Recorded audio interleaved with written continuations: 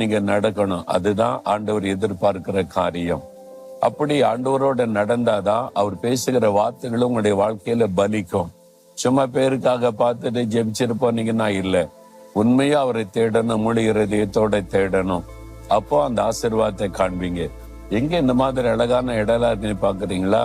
நான் சொன்னால loss Vegas பட்டணத்துல பெரிய பெரிய நட்சத்திர ஹோட்டல்கள் இருக்கிறது, சுத்தி பார்க்குற இடம்லாம் இருக்குது இல்ல, வரக்கூடிய ஜனங்கள் மகிழும்படி உள்ள அழகழகால அவங்க செஞ்சு வச்சிருக்கிறாங்க. நீங்களும் பார்க்கும்படி அங்க நின்று நான் உங்களோடு பேசி கொண்டிருக்கிறேன். சரி, இன்றைக்கு ஆண்டவர் எனக்கு என்ன வார்த்தை சொல்றான்னு பாக்குறீங்களா?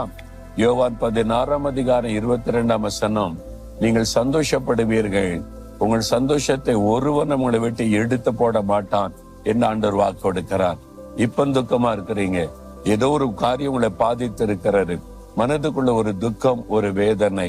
ஆண்டவர் சொல்ல நீங்க சந்தோஷப்படுவீங்க அப்படின்னா என்ன அர்த்தம்? உங்களுடைய துக்கம் சந்தோஷமாய் மாறும். என் மகனே, என் மகளே, இப்ப நீ துக்கத்துல இருக்கல, இல்ல நீ சந்தோஷப்படுவ. இன்றைக்கு நான் உன்னை சந்தோஷப்படுத்துவேன். நம்மை சந்தோஷப்படுத்ததான் இயேசு பாடுகளை ஏற்றுக்கொண்டார். சிலுவையில உபத்திரப்பட்டார், நெருக்கப்பட்டார், வேதனைப்பட்டார், துக்கத்தை சுமந்தார்.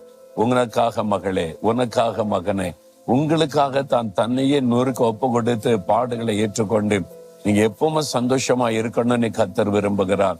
உங்களுடைய சந்தோஷத்தை ஒருவனும் எடுத்து போட முடியாது. யாரோ உங்களை உள்ள சந்தோஷத்தை பாதிக்கிற மாதிரி பண்றாங்கன்னு நினைக்கிறீங்களா? உங்களுடைய சூழ்நிலைகள் எதுவும் உங்களுடைய சந்தோஷத்தை பாதிக்க முடியாது. இயேசு கொடுக்கிற சந்தோஷம் நிலையானது. என்ன நடந்தாலும் இந்த சந்தோஷம் உள்ளத்துக்குள்ள இருந்து கொண்டே இருக்கும். அந்த சந்தோஷம் தான் இயேசு தருகிற சந்தோஷம். அதுக்கு தான் சிலுவையில ரத்தம் சிந்தினார். அந்த இயேசு உள்ளத்துல வந்துட்டு அந்த மெய்யான சந்தோஷம் வந்துரும் பாருங்க. அதை யாரும் எடுக்க முடியாது, அசைக்க முடியாது. அந்த சந்தோஷம் உங்களுக்கு இருக்கிறா? இல்லாட்டா இன்னைக்கு இயேசுவே என் உள்ளத்துல வாங்க, நிலையான சந்தோஷத்தை எனக்கு தாங்க, என்னை சுற்றி என்ன நடந்தாலும் நான் உமக்குள்ள சந்தோஷமா இருக்கணும் அப்படின்னு ஒரு ஜெபம் பண்ணுங்க. இன்றையில இருந்து ஒரு மாற்றத்தை காண்பீங்க. உங்கள் சந்தோஷத்தை ஒருவனும் எடுத்து போட முடியாது. இன்றைக்கு அறிந்து கொள்ளுங்க, எந்த பிரச்சனையும் உங்களுடைய சந்தோஷத்தை எடுத்து போட முடியாது. இயேசு கிறிஸ்து கொடுக்கிற சந்தோஷம் நிலையானது. மகிழ்ச்சியோட ஆண்டவரை துதிங்க.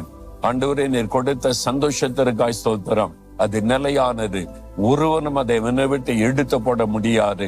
இயேசுவே என் உள்ளத்துல வந்து எனக்கு இந்த சந்தோஷத்தை தாங்கன்னு யார் ஜெபிக்கிறாங்களோ அவனுடைய உள்ளத்துக்குள்ள இந்த மெய்யான சந்தோஷம் வரட்டும். இயேசுவின் நாமத்தில் ஆமேன், ஆமேன்.